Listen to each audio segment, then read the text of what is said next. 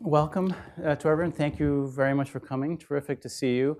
My name is Gregory Pfeiffer, and I am the Executive Director of the Institute of Current World Affairs. Now, I first met the former Georgian President, Mikhail Saakashvili, in 2008, so it was exactly a decade ago. And I was an NPR reporter at the time covering a parliamentary election, and I was flying with Saakashvili to Western Georgia for a campaign event. And he and I and another reporter were chatting in the back very amiably, and then all of a sudden he stood up, walked to the front of the plane, went into the cockpit, closed the door, and a couple of minutes later the plane started shuddering and landed with a tremendous thud. Needless to say, we weren't very happy. And that was my first-hand experience of his risky behavior. Later that evening, I was sitting next to him at dinner, and most of the talk was about Russia and Saakashvili's loud cursing of the Russian president, Vladimir Putin. And he vowed to retake the pro-Moscow breakaway region of South Ossetia, which he tried to do 3 months later in August, after the Russians essentially goaded him into attacking and launched an invasion of Georgia. It was a terrible miscalculation, of course, on Saakashvili's part, because Russia used its invasion to try to force its version of geopolitics back on Europe, violating the post-war security status quo by invading a sovereign country on the continent of Europe. What Saakashvili didn't bank on, and I think what many people didn't realize at the time, and perhaps don't still quite understand, is that Moscow, I think back then, 10 years ago, was willing to fully break with the West. Putin at the time accused the United States of seeking to topple the Russian government and seize Russia's natural resources. And of course, this wasn't just about Georgia. The main audience was the United States. This marked the start of the open, I would call it, Cold War between Russia and the West.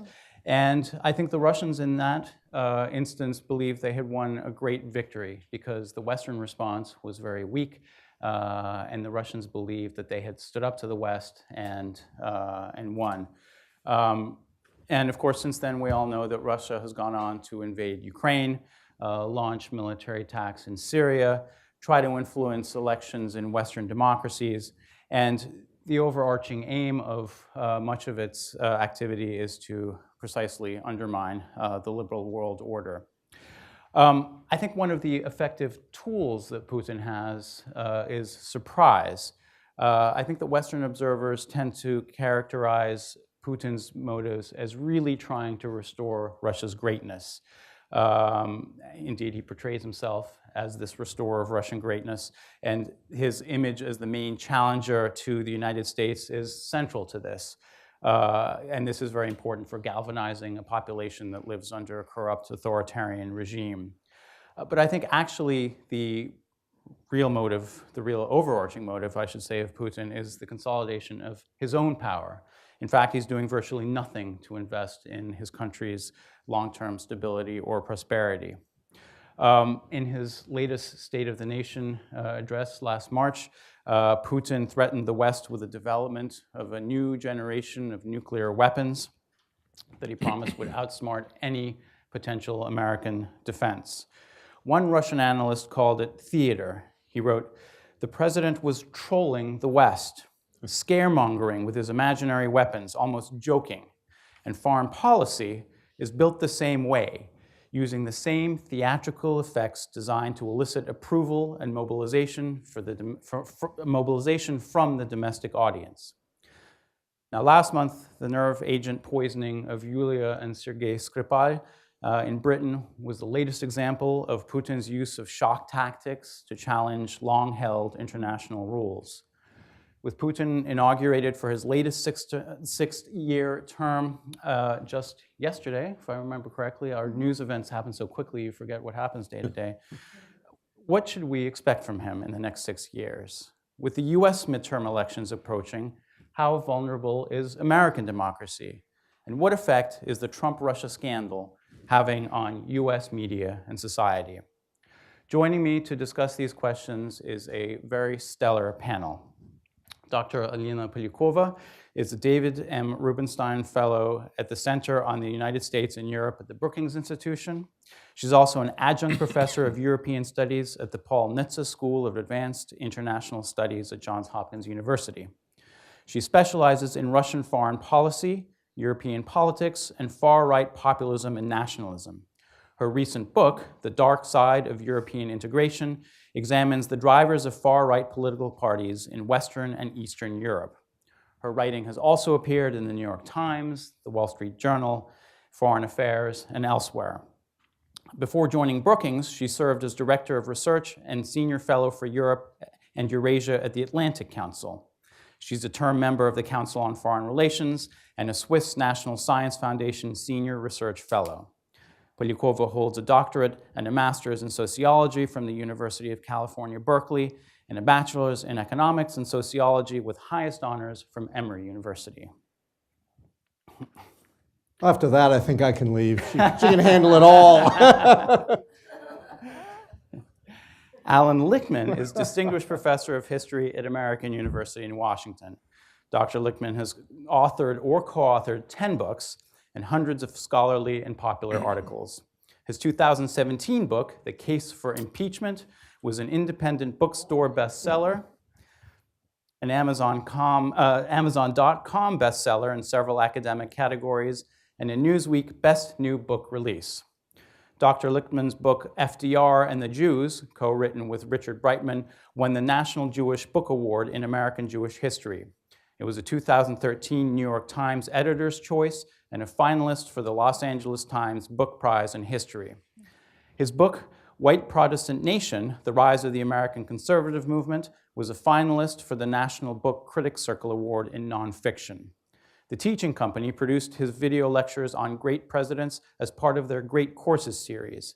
His new book, The Embattled Voted in America, From the Founding to the Present, is forthcoming from Harvard University Press. Dr. Lichtman is also the co-developer of the KEYS system that has successfully predicted the outcome of every presidential election since 1984. In September 2016, he defied conventional wisdom to predict the election of Donald Trump. Don't blame me. Prediction, not an endorsement. Marvin Kalb is Senior Advisor at the Pulitzer Center on Crisis Reporting and non-resident Senior Fellow with the Foreign Policy Program at the Brookings Institution. He focuses on the impact of media on public policy and politics. He's also an expert in national security with a focus on US relations with Russia, Europe, and the Middle East. His most recent book, The Year I Was Peter the Great, 1956, Khrushchev, Stalin's Ghost, and a Young American in Russia, was published last October. Other books include Imperial Gamble, Putin, Ukraine, and the New Cold War, The Road to War, Presidential Commitments Honored and Betrayed, in which he looks at how presidential commitments can lead to the use of American military force, and Haunting Legacy, Vietnam and the American Presidency from Ford to Obama, co-written with Deborah Kalb, which examines the Vietnam War's extraordinary impact on presidential decision-making over the past 4 decades. Kalb's distinguished journalism career spans more than 30 years and includes award-winning reporting for both CBS and NBC News as chief diplomatic correspondent, Moscow bureau chief, and anchor of NBC's Meet the Press. Kalb went on to become the founding director of Harvard University's Joan Shorenstein Center on the Press, Politics, and Public Policy. He is the Murrow Professor Emeritus at Harvard and hosts the Kalb Report at the National Press Club. So I would like to start with Alina. The US intelligence community concluded last year that in the 2016 presidential election, Russia's goals were, quote, to undermine public faith in the US democratic process. In addition to the hacking and leaking of emails, it included the use of fake social media accounts to whip up emotions over divisive issues. And we also know that there were attempts to liaise with the Trump campaign. In fact, just yesterday, we learned that Donald Trump's lawyer, Michael Cohen, received payments of a reported $500,000 from a company linked to Viktor Vekselberg, one of Russia's richest men and a member of Vladimir Putin's inner circle. The Senate Intelligence Committee yesterday concluded that hackers affiliated with the Russian government conducted an unprecedented, coordinated campaign against the US voting system, targeting at least 18 states. And Russian trolls are also actively trying to disrupt US energy markets. A recent congressional report said the Internet Research Agency, a Russian internet troll farm, between 2015 and 2017 issued over 9,000 social media posts and tweets regarding US energy policy. But Alina, you write in a recent report this year that those kinds of attacks are already yesterday's game. Can you explain? Well, first of all, thank you for hosting us and organizing this conversation, which I think is going to be very, very interesting. I will stay out of the politics. I'll leave that to my colleagues on the panel. But I think you bring up a really interesting point, which is what can we expect from the Russians in the US elections, but not just in the US elections, just more broadly in terms of how they seek to undermine and influence and destabilize Western democracies. The United States really being the last and final, but well, maybe not final, but one of the victims in Russia's long-standing, now over decades long, desire to try to undermine countries that it sees as adversarial or countries that it sees as rightfully belonging in so-called sphere of influence. You started the conversation with Georgia, of course, in 2008. Since then, we've had Russian aggression in Ukraine that's consistently ongoing, in the Baltic states, and even massive disinformation campaigns in Scandinavia, Sweden, Finland, these frontline states that Russia sees as frontline states to its own security. So we've seen this toolkit develop over time. We're taken by surprise in the United States during the 2016 elections, not because the Russians were doing anything new, but because we didn't think they would do it here, and frankly, nobody was paying attention. I think those of us who've been working on Russia for a little bit of time and have been on social media knew very well about trolls and bots because they trolled us. But the rest of society wasn't really prepared for what actually accounted for a relatively inexpensive and not that sophisticated of an attack. And so that's a way of answering your question in some ways. What I'm really talking about in the report quote, which is a Brookings paper I wrote with a co-author just in March, so about 2 months ago, is that we're still trying to come to terms with the trolls and the bots and the media manipulation that RT and Sputnik tried to carry out in our information space. We're not really looking ahead to how to try to predict some of the emerging threats that will come at us in the very, very near term as technology advances, right? So right now, there's not a coherent policy or strategy from the US administration to try to counter or respond to Russian disinformation attempts. And by that I mean, these trolls and bots and other amplifiers online. These kinds of tools are not difficult to do. The Russians spent about $100,000 according to some congressional reports, and the Mueller indictment that came out in February about the IRA, the troll farm, that's almost nothing, right? The IRA troll farm employs about 900 people. Only 80 or 90 of those were actually working on the US account. The rest were working in Russian language space, trying to undermine Russia's own population, Russia's own discourse. So I think we're still stuck in 2016. It's already 2018. We don't have a clear policy. We don't have an interagency effort. There's no clear policy mandate for the only group, which is the Global Engagement Center, the State Department, that's been tasked for doing something. Their budget is very limited. It's about 40 million right now. Maybe it'll be 60 million. But by way of example, we know that the Russian government just in RT spends approximately 300 million. That's not including all this kind of gray zone stuff that we're talking about.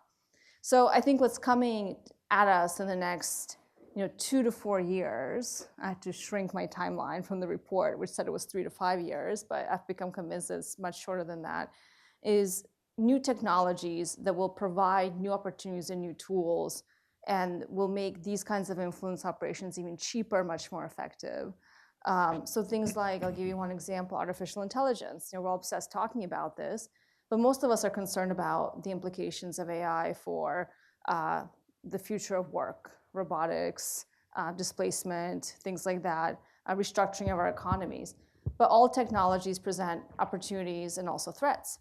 So we're slowly, but in a relatively kind of unpredictable way, entering a moment where I think we're about to go through a version of a Cambrian explosion in tech, meaning that right now we have these simple technologies developing in AI space, in the biotech space, in the cyber space, but very soon they're going to start coming together, right? And what that means is that the whole notion of reality in our digital world is going to get muddier and muddier and grayer and grayer. So right now, for example, just very quickly, social media platforms like Twitter and Facebook, which we can talk about what they have and haven't done to try to counter manipulation of their platforms. I think they've done very, very little. I was pretty appalled at the hearings on the Hill with Mark Zuckerberg testifying. The kinds of questions he received I thought were really, really basic. It didn't really hit at the bigger problems that Facebook is used, that Facebook amplifies and magnifies. But imagine a situation where we're no longer able to tell the difference between an automated bot account. Right now, that's relatively easy to tell. Twitter can tell most of the time there's an automated account. They can limit those accounts. Facebook can identify impersonation accounts relatively easily still. It takes some time, but they can do it. But imagine an automated account that acts very human. They can respond in coherent ways, that can calibrate emotional responses, that acts and looks more and more like a human being. And don't even think about Twitter. I think Twitter and Facebook and all these social media platforms are probably going to be on their way out very soon. Or they'll be transformed into a very different kind of platform. Because if you think about 10 years ago, which was also when Facebook and Twitter came on the market, 2007, 2008, if you had told any of us 10 years ago that these platforms, which nobody really knew how to use at the time, were going to be used by the Kremlin to try to influence the outcome of a US presidential election, you would have thought this person was insane.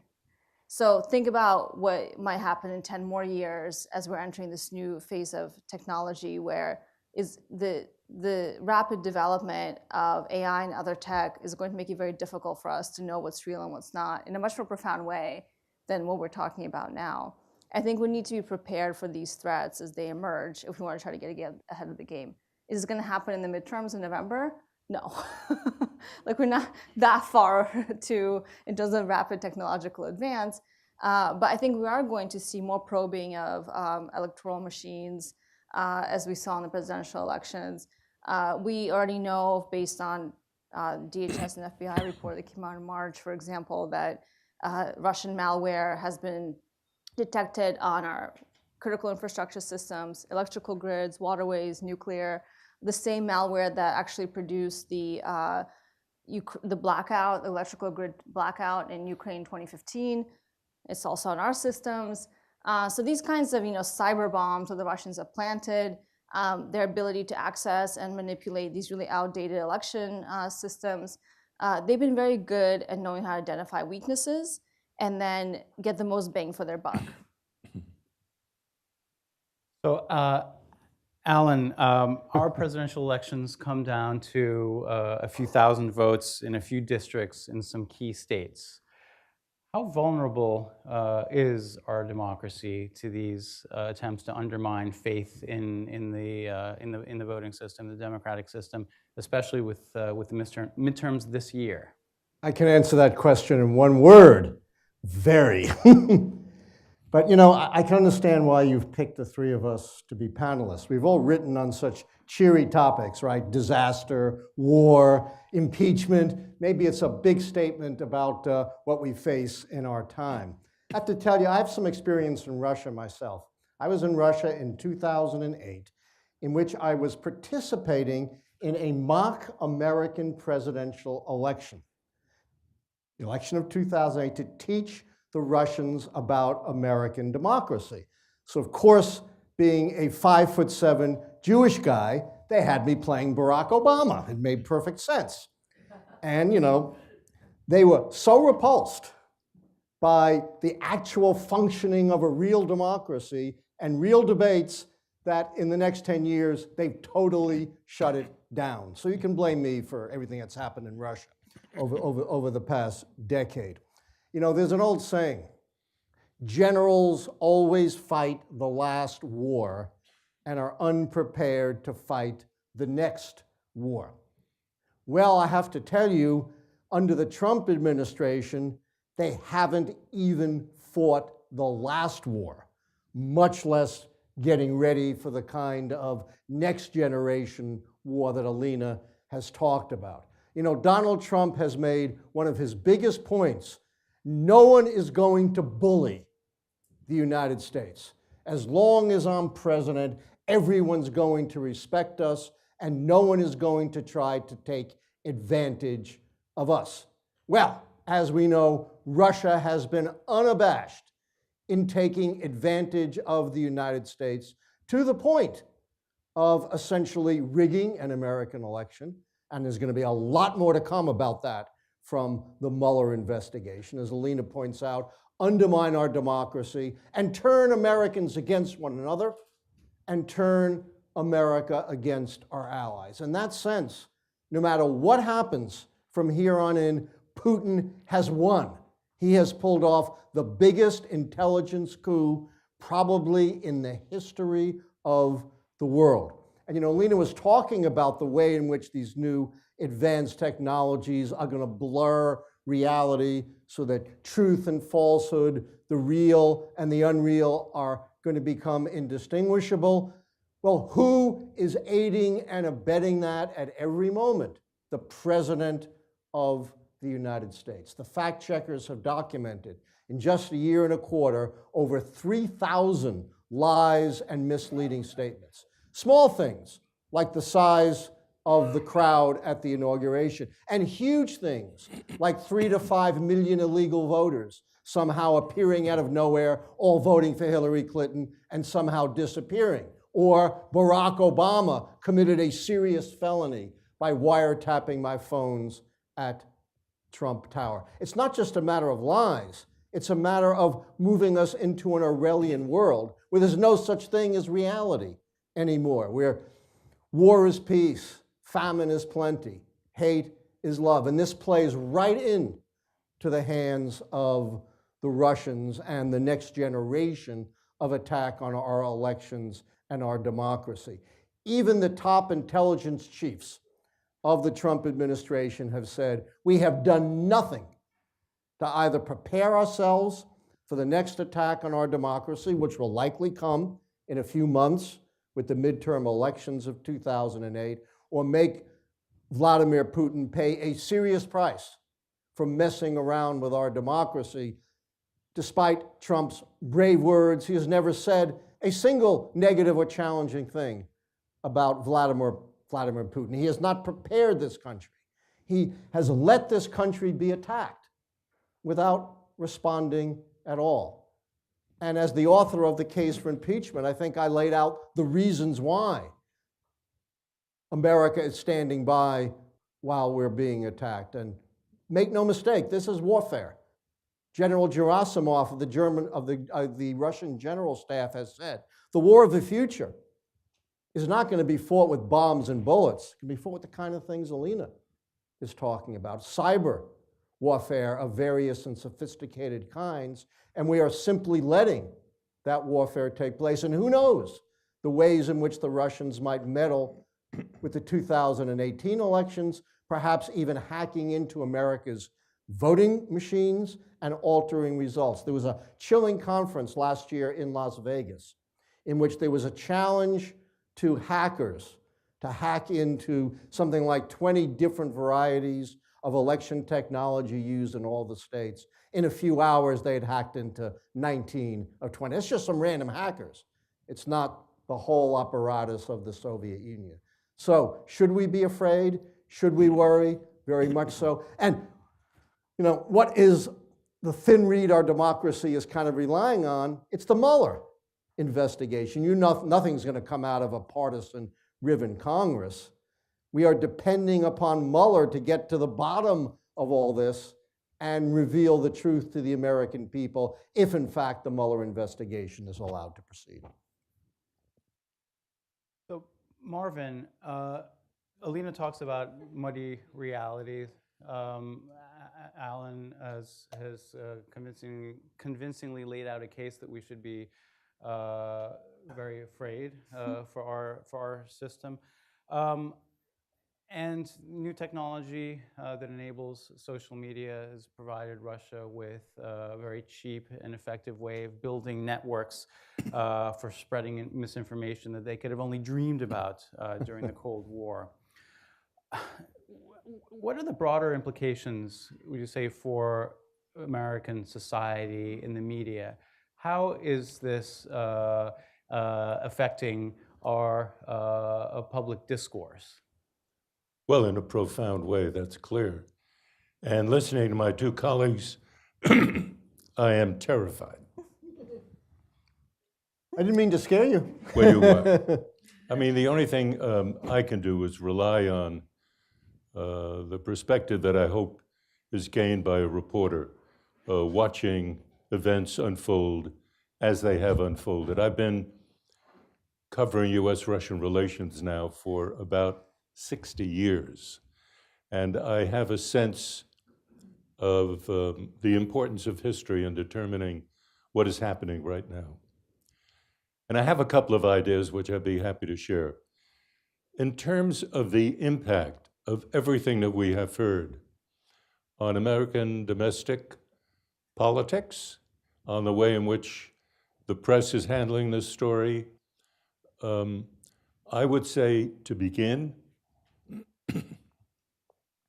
that I remember when Republicans were the ones who were terrified about what it is that the communists were going to do and demanded of the President of the United States, Republican or Democratic, that we have to do something very strong and be powerful because the Russians are going to come in and take our kitchen.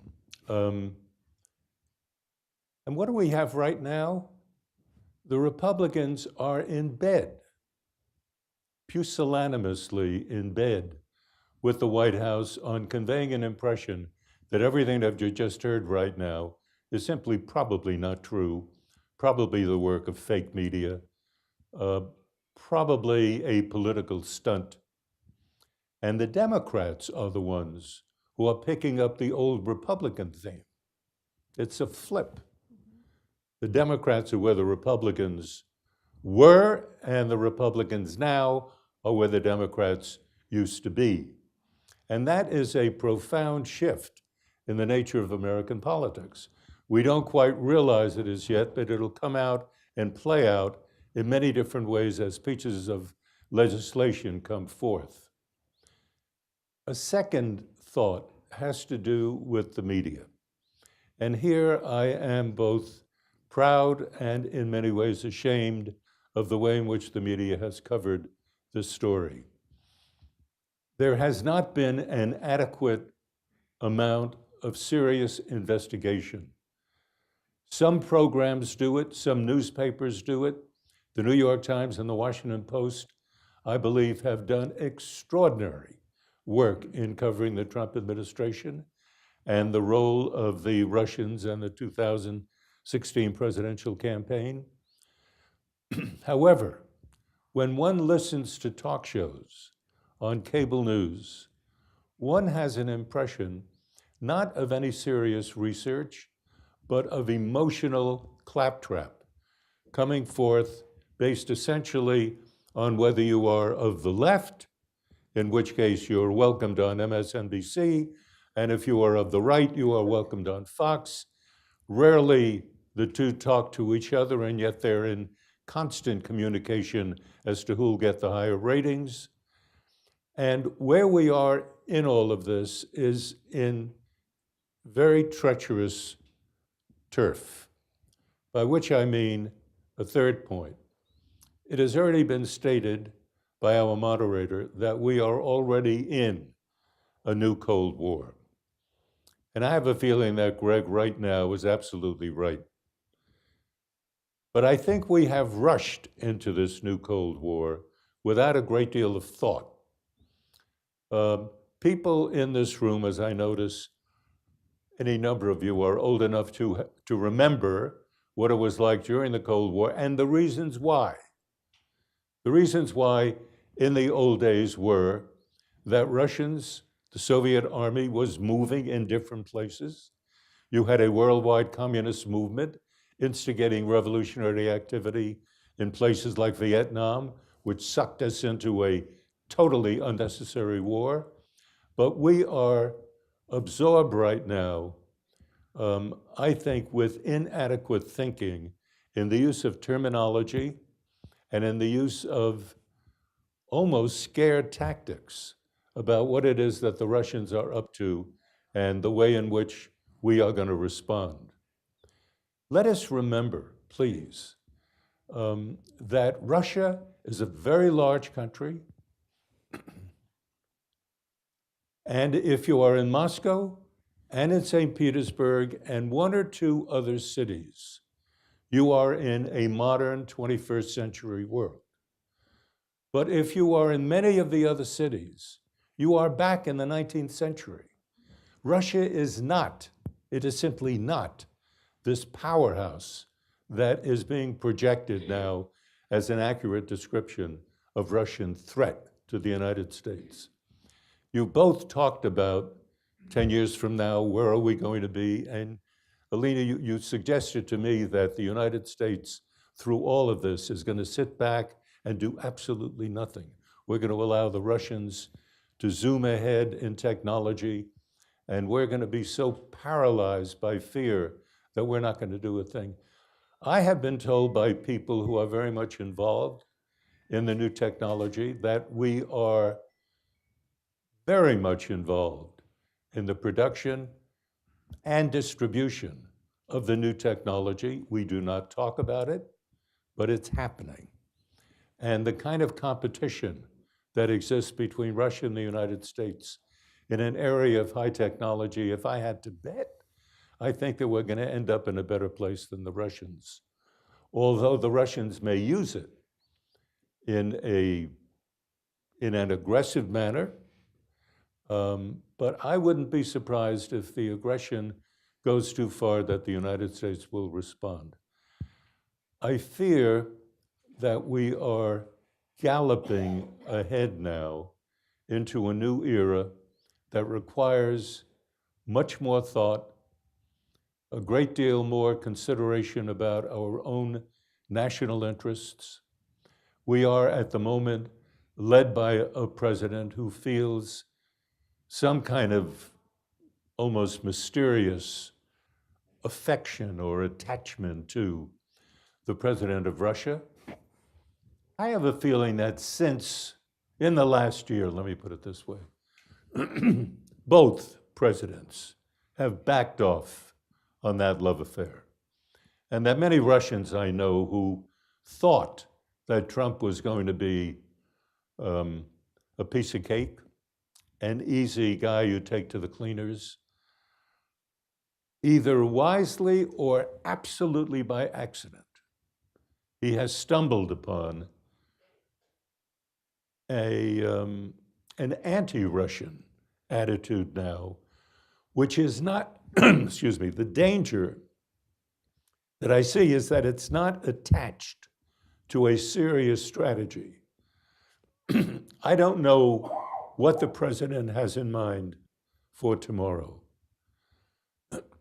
He is excellent at commanding the headlines of today. at determining the conversation that you're going to have at dinner and the conversation you will pick up on the programs tonight on cable. He is a genius at that, but not a genius at setting the national strategic goals of this country. If he is, they remain very much a mystery to me and many of my friends.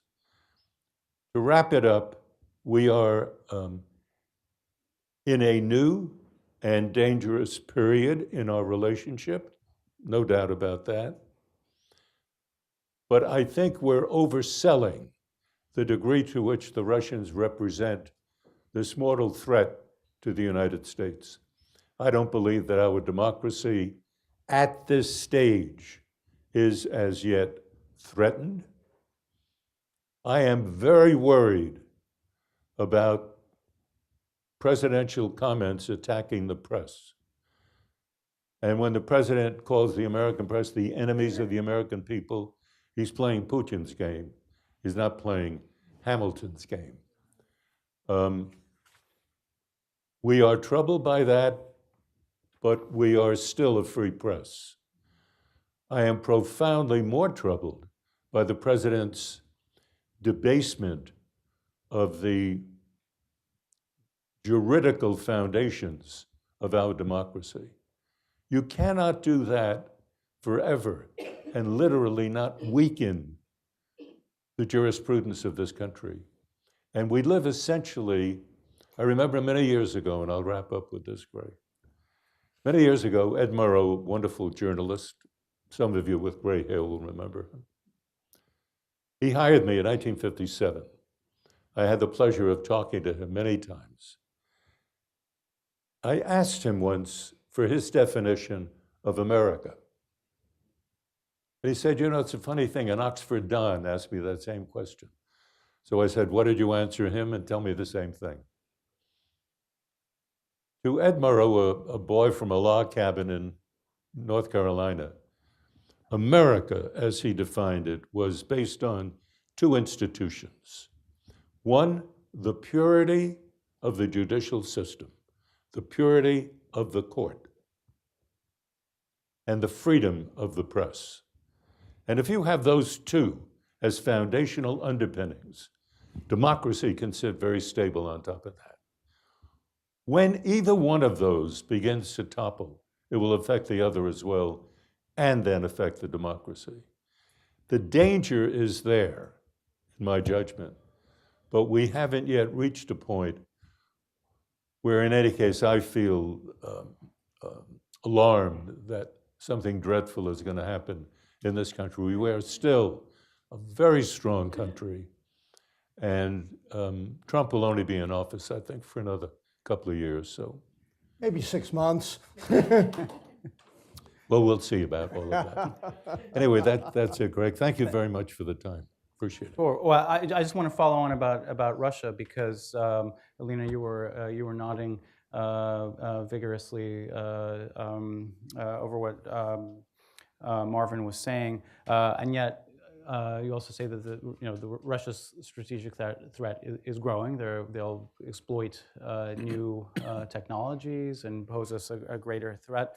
But the last week, the British historian Archie Brown wrote this: to the extent that Russia has an ideology, it is one of Russian nationalism and belief in a strong state. We could call it Russia first. By definition, any such doctrine does not have international appeal. So, are we overstating Russia's threat?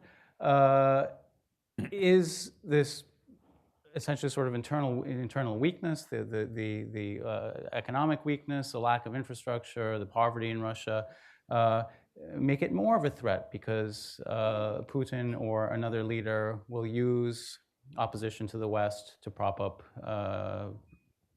popularity at home?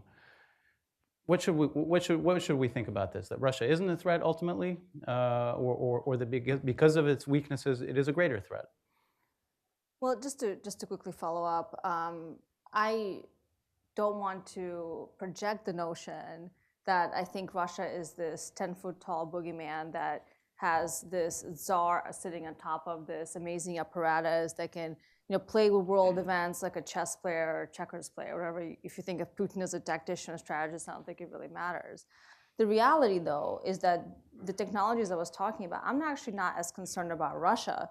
It's going to be all malicious state actors or non-state actors that will have access to this eventually. Russia certainly will never lead in tech innovation. It has an economy that is basically the Soviet economy based on hydrocarbon exports. So the price of oil is high, they're doing well, and the price of oil is low, they're not doing well. It's very obvious, it tracks very closely. Russia's GDP contributes less than 2% to global GDP compared to 25% for the United States, and about the same for China now. So it's not a major economic player. It has no basis for any sort of diversification of growth. Russia's young people who are skillful, who speak other languages, have IT background, are all leaving. Russia has been undergoing a huge brain drain over the last 4 years, starting with Putin's third term in 2012. So all of these factors, and demography on top of that, lack of development, lack of actually the regime's desire to do anything to improve people's lives, because it is a statist regime, which means it's in complete opposition to, I think, what most Americans or most people that live in liberal democracies understand to be the function of a good governance system, which is it is about individual rights, right? And that's the complete opposite of how the Kremlin thinks about the notion of sovereignty and nationhood. It's about the state. And the individuals are pretty relevant to that. And this has been it's not a Putinist phenomenon. This has been the view during the Soviet Union and before that under the Tsarist regimes. So this is just Russian history, right? So we are in a situation where Russia, as much of a declining power as it is, or a weak power as it is, has been able to play a very weak hand very well. Absolutely.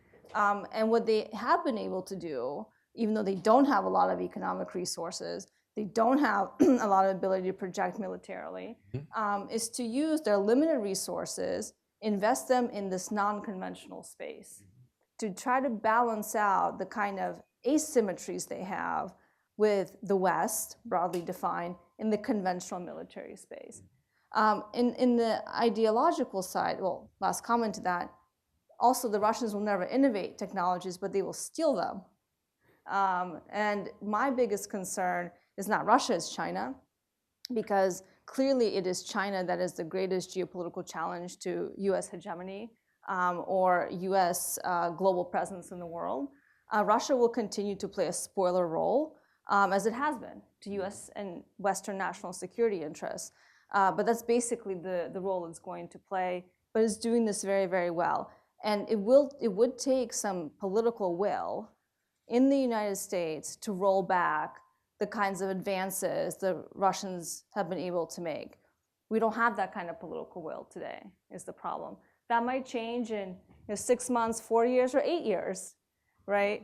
But what kind of damage will that cause in the meantime is a question.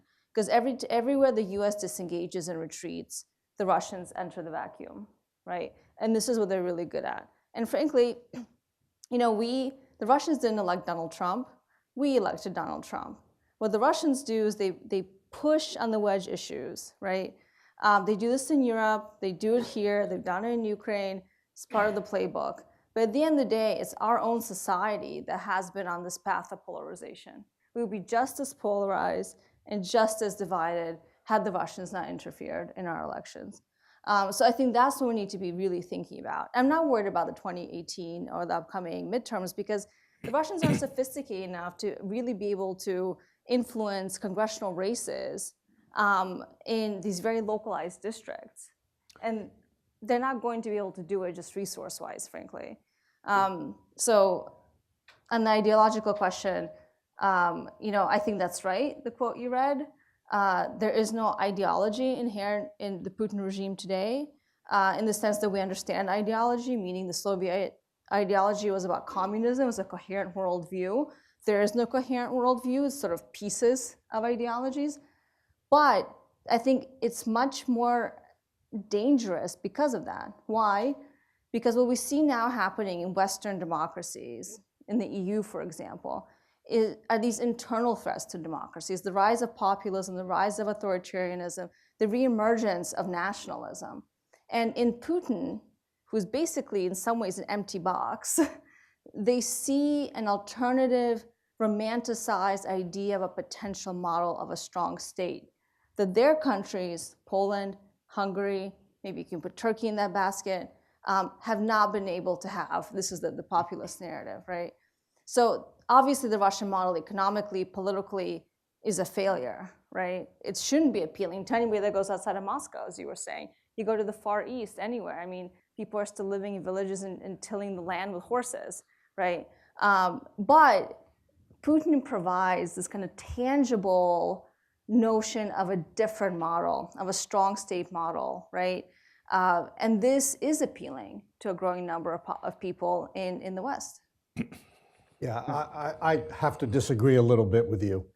You cannot understate the influence of the Russians on the 2016 election. Obviously, it's impossible to prove that they turned the election one way or another. We don't have the instrumentality for doing it. But they fundamentally, at its core, affected the debate, the discussion, and everything else that went on in the election. Every time Trump got into trouble, what did the Russians do? They released dirt on the Democrats through WikiLeaks. Like within hours of the Access Hollywood tapes coming out, these horrible tapes with Trump admitting that he sexually assaulted women. Within hours of that, there was a coordinated release of damaging information stolen from the Democrats. Did that turn the election? I can't say, but certainly it had a profound and fundamental impact on the election.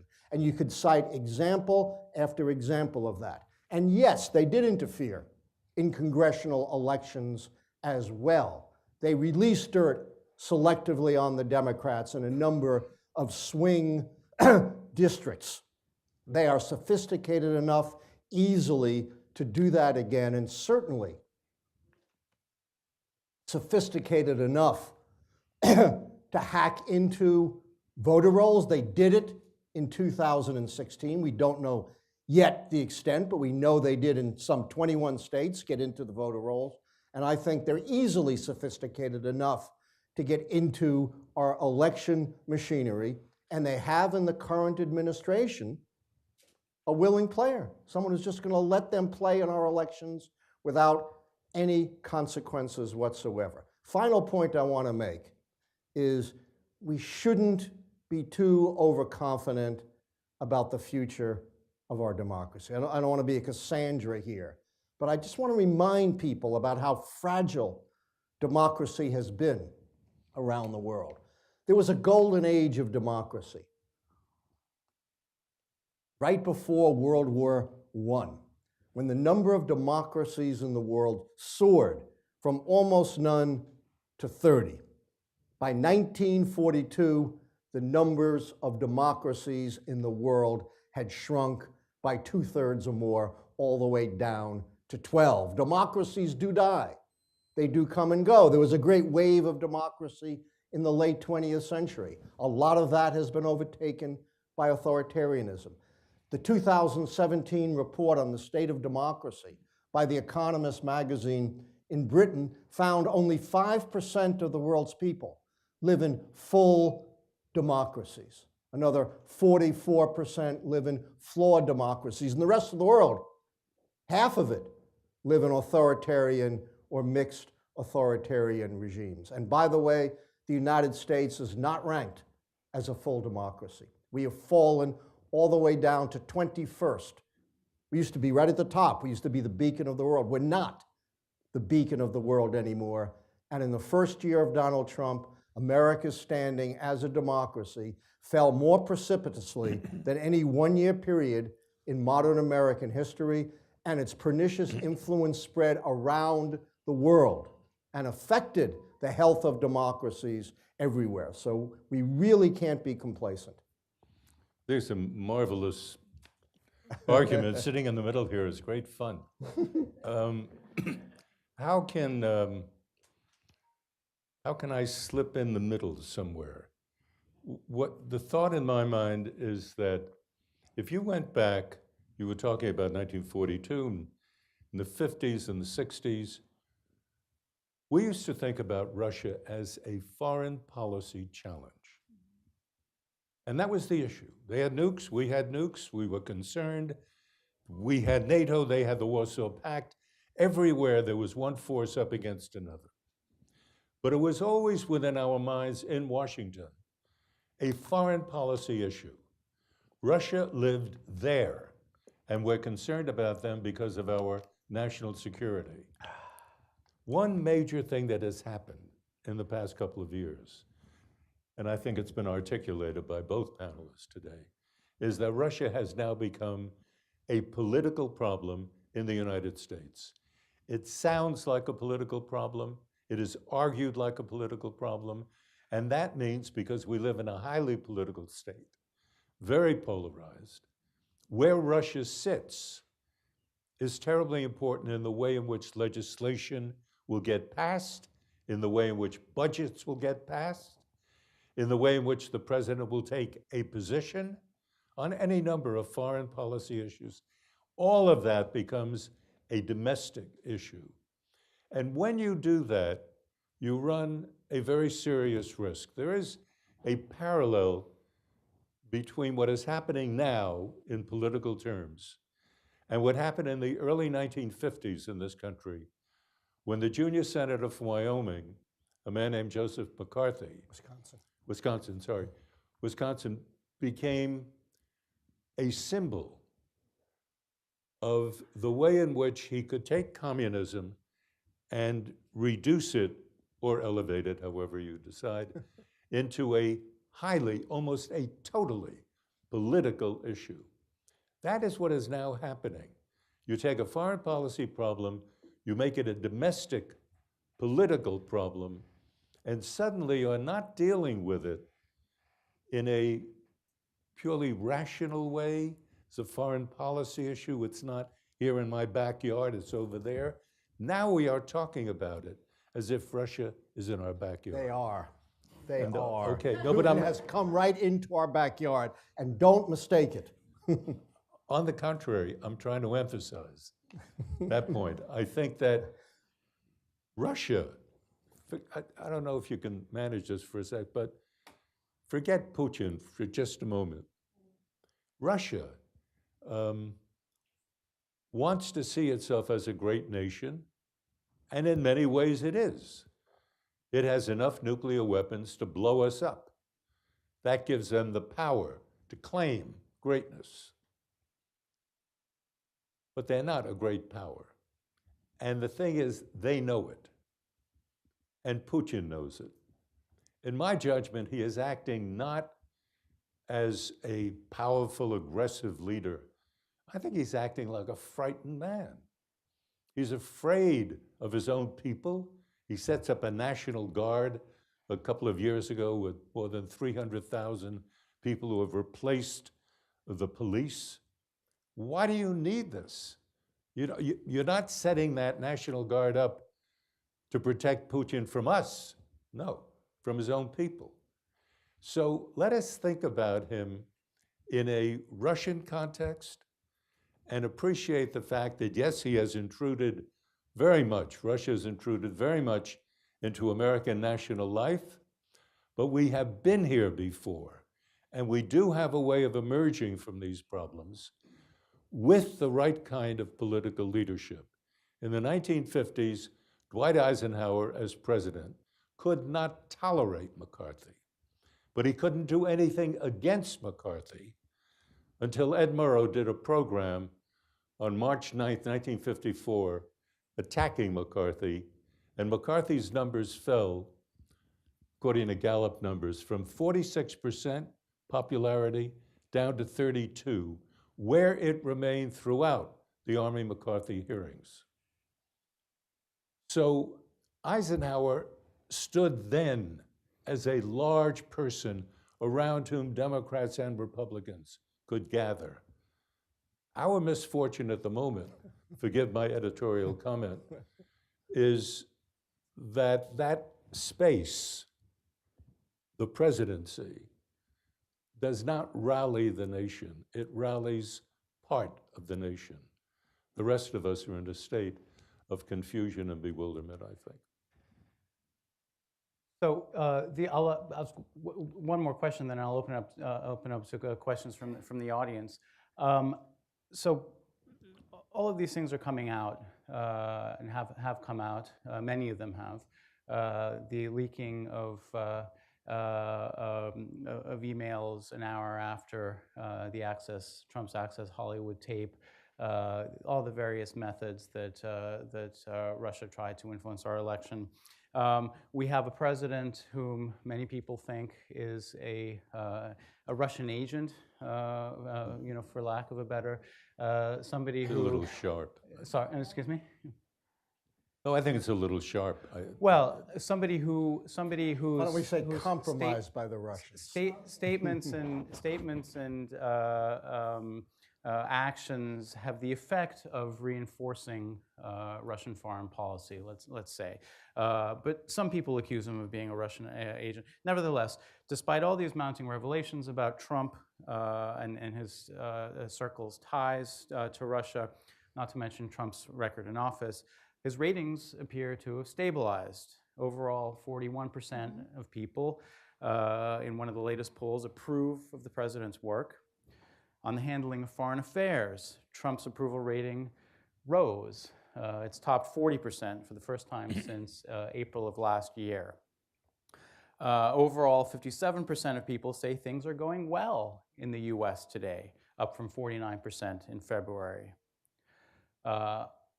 What do we make of that? Yeah, I can speak to that briefly because I think we need to get to the audience.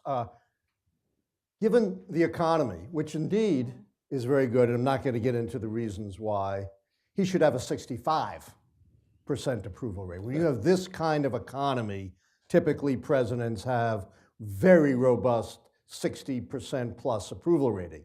The fact that he's at 41 in this kind of economy, without, a horrific war going on or anything like that, speaks to the fact that most of the American people are onto this guy, that this is not an honest president. This is not someone who puts the country first, but rather puts Trump above and beyond anything else, who has done truly dangerous things, such pull us out of the Paris Accords, undermine the critical environmental protections that are necessary to deal with the most severe threat that humanity faces, catastrophic climate change, created out of whole cloth an immigration crisis that doesn't exist, demonize people by their gender, their race. 2/3 of the American people do not believe that Trump is honest, trustworthy, or a good role model. So it's Trump himself. That's the problem. Based on external conditions alone, you would expect the approval rating to be 25 points higher. Thank you all very much. I will open it up to the audience, and we'll take a question with you in the black shirt. And we have a microphone going around. Can I just ask that you introduce yourself, please?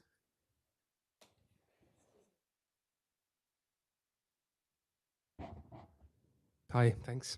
My name is Lauri Melkso. I'm a scholar of international law from Estonia. I'm currently at the Woodrow Wilson Center here.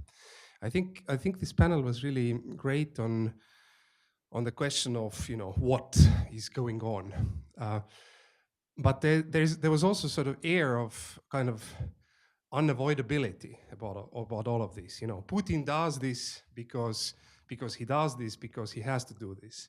So I was a little bit missing the analysis of why. Why does Putin Russia do these things? And I think this is connected to what Marvin Kalb said, that we need to do more analysis before we race further with this new Cold War to understand why does he do that, unless this is some sort of goal in itself to do it. Is it the sort of a revenge for the disintegration of the Soviet Union?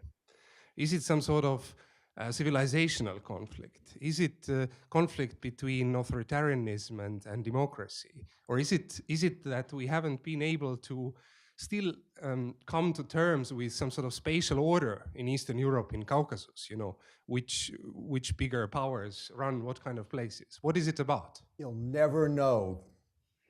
You'll only know what he does. You'll never know why, ever. And historians never know why. We know what people do. We don't know what goes on inside their heads. Alina, do you want to?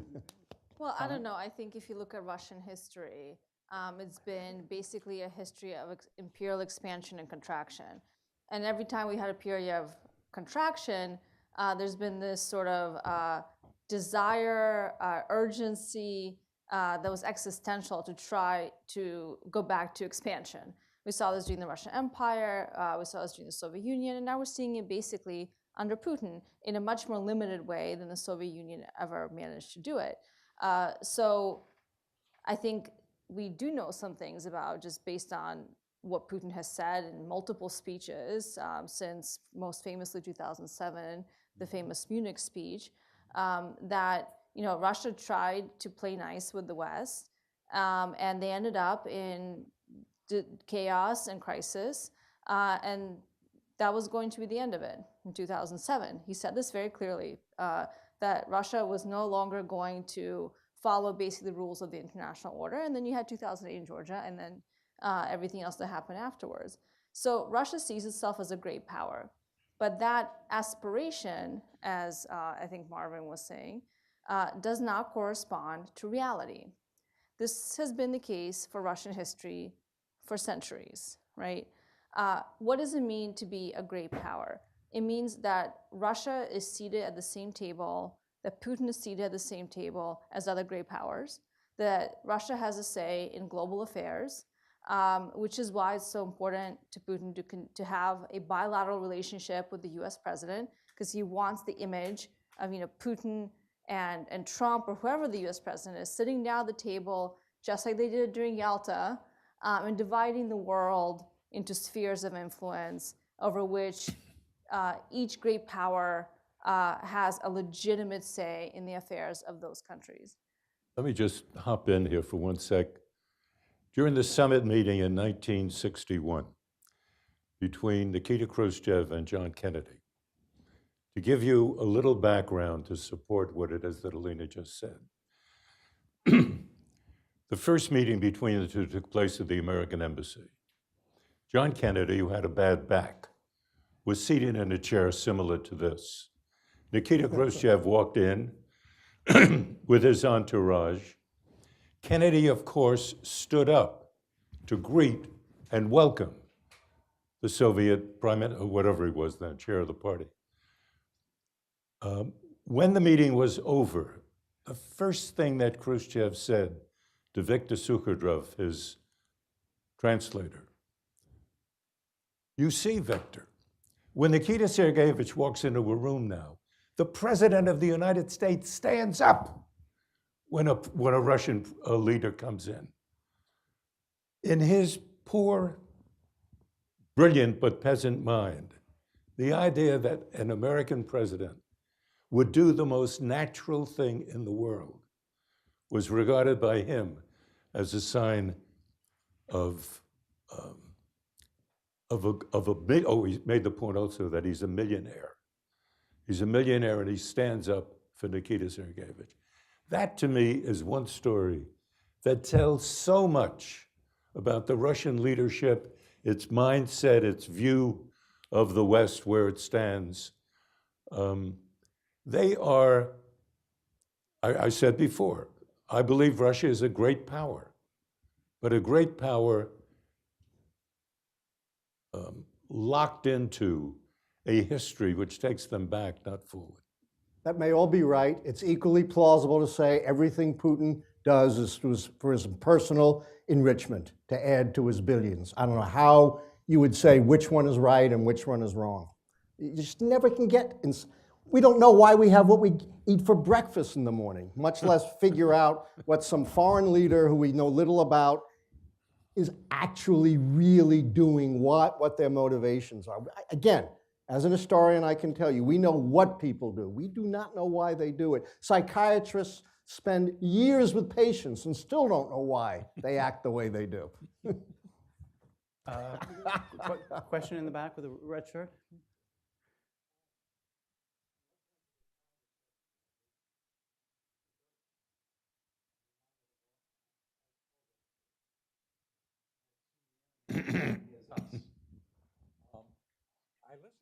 Would you speak into the microphone? Yeah, I listened to these news assessments on TV, and it's repeated so often. And your point about it being politicized is well taken, but it's become so common that it's almost become farcical, and people are just completely turned off to it. You know, you look on MSNBC, and you see Rachel Maddow going on and on about the Russians, and it's just such a turnoff. And it's setting the stage, regardless of what you think of Trump. I'm not a fan, but I think he's going to win the next election because of the way that the Democrats are handling this. You know, you look around, the one thing on MSNBC that made sense was a guy named Jeffrey Sachs at Columbia University, who somehow got on this station with a bunch of CIA analysts who were ready to go to war. And he said, and he was talking about Syria, and he said, what are we doing there? You know, this was a CIA operation that got this whole thing started, and we have now 1,000 military bases all over the world. We have a state of permanent war. We have a former president, Jimmy Carter, who calls us an oligarchy. Shouldn't we be paying attention and looking inward and dealing with those problems instead of using the Russians as some scapegoat? I mean, the Russians are no prize package for sure, but how much does the CIA spend compared to what the Russians spend on spying on us? You know, do they spend half their military budget, half their budget on military matters like we do with the Pentagon? Yeah, I'm not sure what your point was, but let me say politically, everything that's happened contradicts what you just said.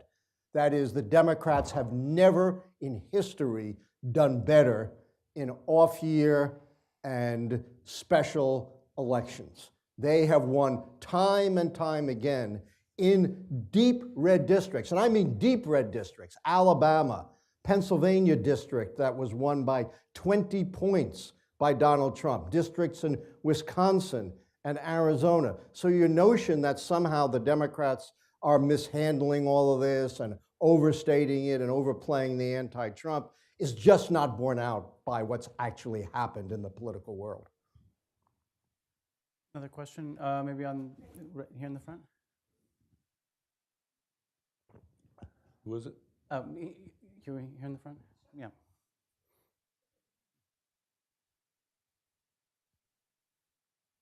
Thank you very much. I'm Marina Fazl, an Afghan-American journalist. Thanks for your commentary. A few things come to mind in regards to the American elections and both your positions as historians and as journalists.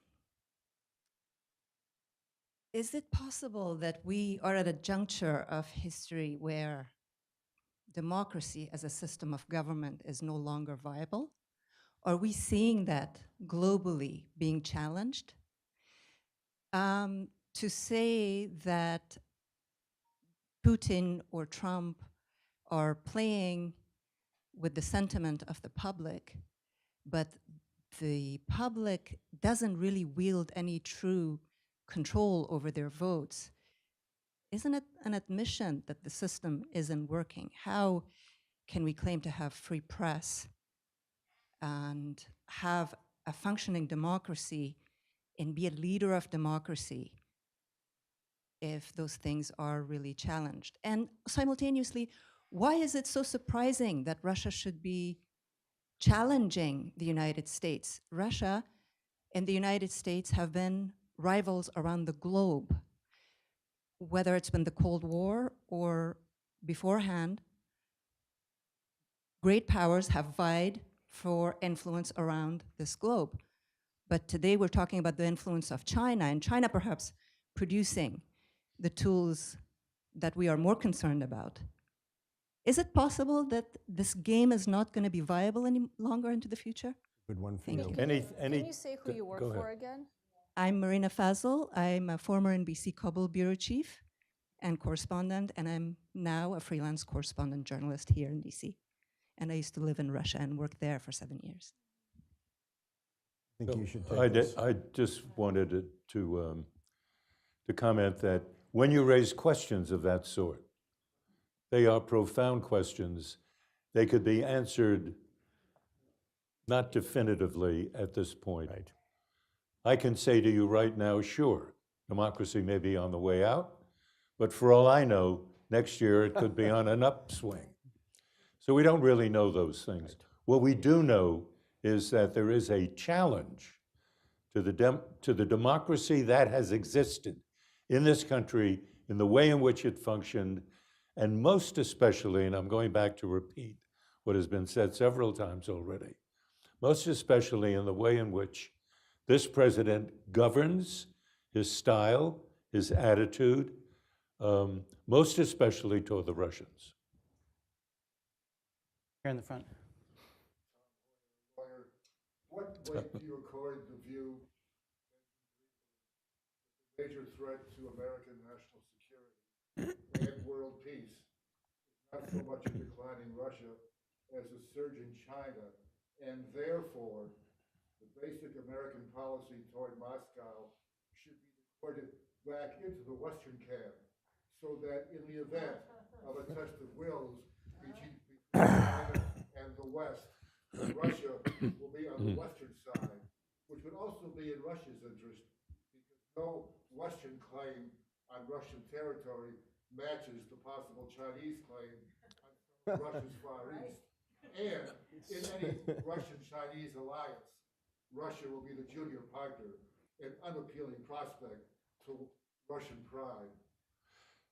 I would, Yeah. would you like to Yeah. speak, Alina, or I'll go on? Go ahead. Good luck with that. We've had 4 resets with Russia since 1991. And we are where we are, which I think is at the lowest point in the relationship between US and Russia since the end of the Cold War. So the notion that we could have another reset, which I actually think this president was not very different from any other US president since 1991. He wasn't so eloquent or elegant about expressing this, but basically he came in saying that everybody else was wrong and I can have a better relationship with the Russians because I'm me. We had a reset under Obama after Georgia, and then we had Ukraine happen after the reset. Putin tried to have a reset with the United States after 9/11 with George W. Bush. Clinton tried to have a sort of, reset as the Yeltsin-Putin transition was happening. So, all of these things we've tried, and I think if you keep trying the same thing over and over again with the same results, maybe you should rethink Try what you're something doing. else. Right. I think that, and then the whole notion that somehow the U.S. can lure Russia back into Western institutions. Well, Russia has to come to the table. And in fact, the U.S. was instrumental in integrating Russia in WTO. That was something Clinton did. Right. And there were conversations in the 90s about potentially, eventually, Russia being part of NATO. Right? They never became serious conversations because of what happened after Putin was elected, basically.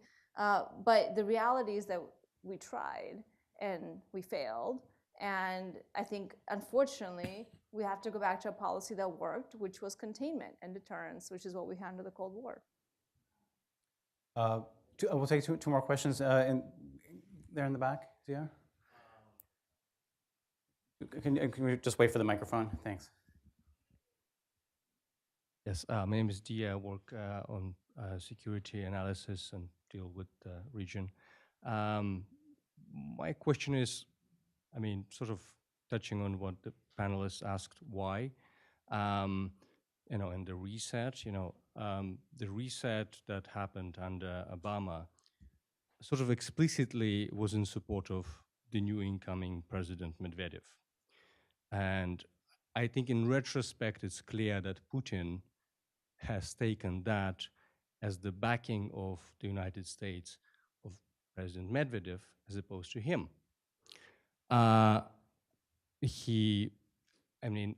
one of the panelists was saying that we never know what the statesmen really think, but the 2007 speech really laid out clearly what Putin thinks, right? And He didn't yet, say he was going to get really rich in that speech. Come on.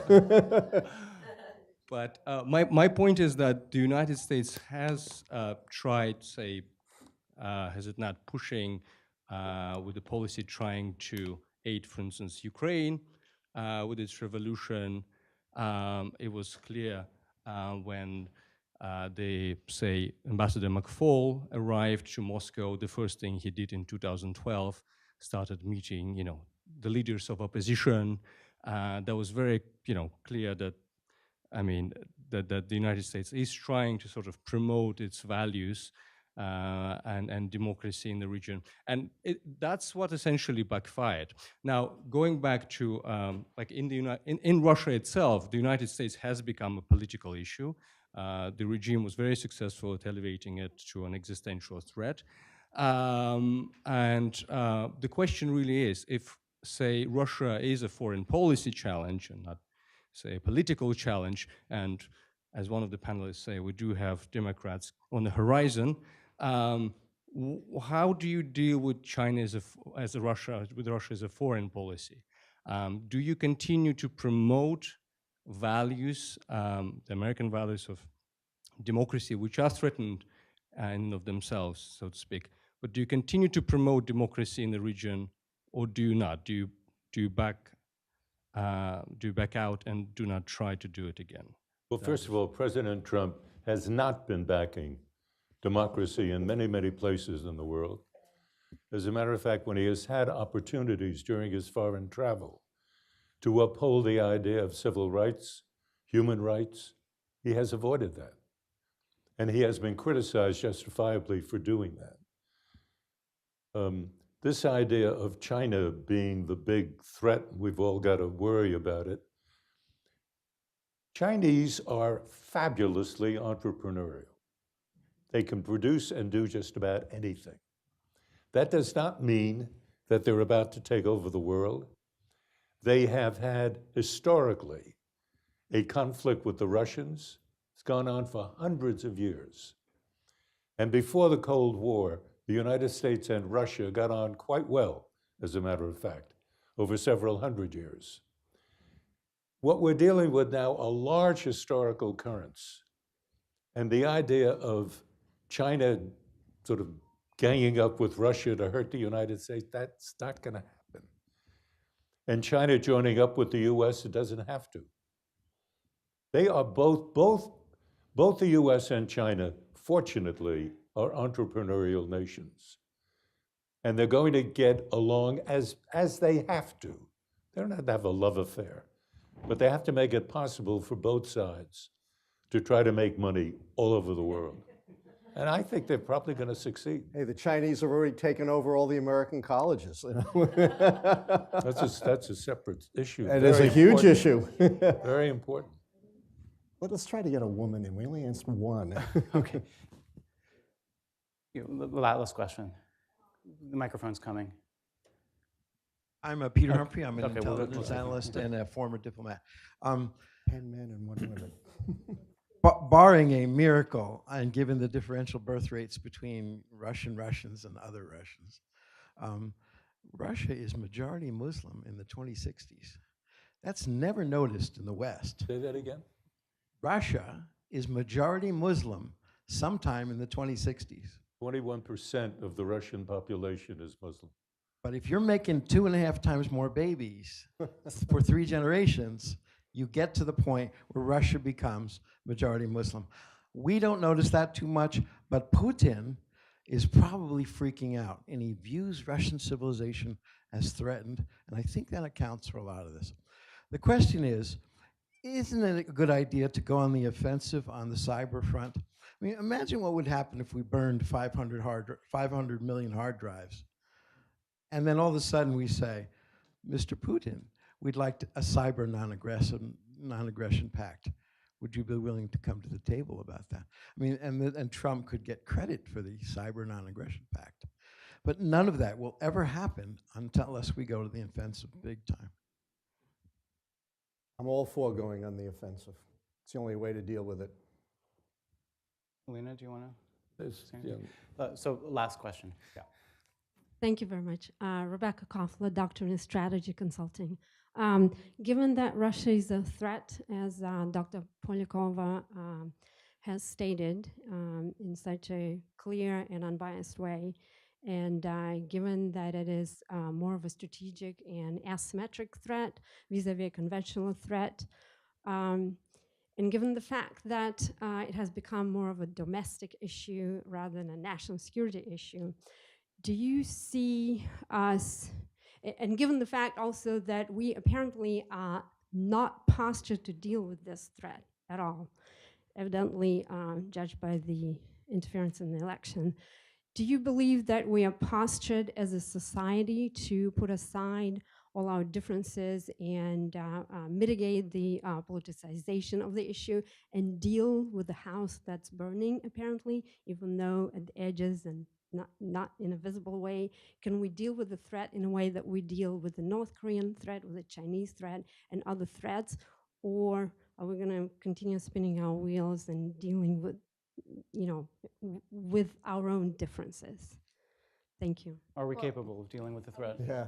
Well, I hope we don't deal with the Russian threat the same way we deal with the North Korean threat right now, honestly.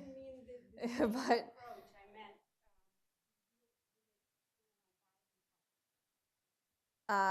no, not. I mean, are we capable? Yes, Of course. of course. But the United States led the strategy to contain the Soviet Union, which was a much greater threat to the world and to U.S. national security interests and Western national security interests. It was a much more powerful entity, had a much more appealing model. It was much larger, had more capacity to do a lot more damage than Russia currently has. Russia is still a conventional threat, despite this, flying Chernobyl unveiling during Putin's, March 1st speech. Yes. Russia has always had the capability to destroy the United States, and will continue to have it, no matter if they, produce a new amazing cruise missile or not. And this is the case. The reality, though, is yes, we're perfectly capable of dealing with Russia as it is, a authoritarian regime that has to go to these gray tactics to wield influence across the world, and has an economy that will muddle along for some time, but will never be, thriving or sustainable. That has a huge demographic problem. These are all things that make Russia actually particularly challenging, because it's not like China. It's not a country on the rise that it has clear geopolitical competition with the United States in the economy, certainly, maybe in other ways we'll see. It's a country that sees itself as a great power, but the aspiration, as I said earlier, does not correspond to reality. How do you deal with a country like that, is the question. You deal with it by having alliances, by having a narrative and a set of principles and ideals that are much more appealing than whatever the non-ideology sets of ideas that the Kremlin puts out. What does that take? It takes political will. It takes coordination. It takes the understanding of alliances, not as business deals or partnerships. And this is what we did during the Cold War. One reason we won the Cold War wasn't because we had more nukes than the Russians. We won the Cold War because our economic model was better, our political model was better, and that was appealing to the people that lived in the Soviet Union. I was one of them. So that is why right now Russia is presenting such a challenge, not because it's so amazing and great and powerful, but because we have not been capable of reinventing the Western narrative to be, again, as convincing as it was during the Cold War years, and to build the kinds of alliances that we would need to respond to Russian aggression across the world. Do we have the capability? Yes. Do we have the will? No. Just a quick follow-up on that. The idea that the Russians are a great powerhouse is inflated artificially and politically, for probably political reasons as well. But the Russians are trying very hard to be big boys. And they're trying to come through to the world as big boys. They can do things that anybody else can do. They know what their shortcomings are, much better than you, me, Alina, anybody. They know it because they live it. And we tend, I'm picking up a point that my dear scholarly friend said, that we can't read their minds, but we can read their literature, and we can understand what's on their minds. We really can. And if we would spend a little bit of time trying to understand Russian history and read some of their literature, read some of the history, we would find out a great deal, even about what they're trying to do today. One very quick comment. I don't think the fundamental problem facing our democracy and our society is Russia. Russia is part of a broader problem. And Marvin really put his finger on it, and that is the fundamental corruption of our democracy, the attack on the judiciary, the attack on the free press, and the corruption we see up and down this administration, from Michael Cohen to Scott Pruitt. We have never seen such a degree of corruption in the history of the United States. And Russia's a part of that. But if Russia disappeared tomorrow, we'd still have to confront the problem. I think you said it very nicely. We have seen the problem, and it is us. It's not the Russians. Thank you very much. I would just add one thing, and that is that I think our democracy is not alone in being in crisis. No, no. Thank you to all of you for a really spectacular conversation. It was really terrific. I enjoyed it very much. Please, can we give a hand to our panelists?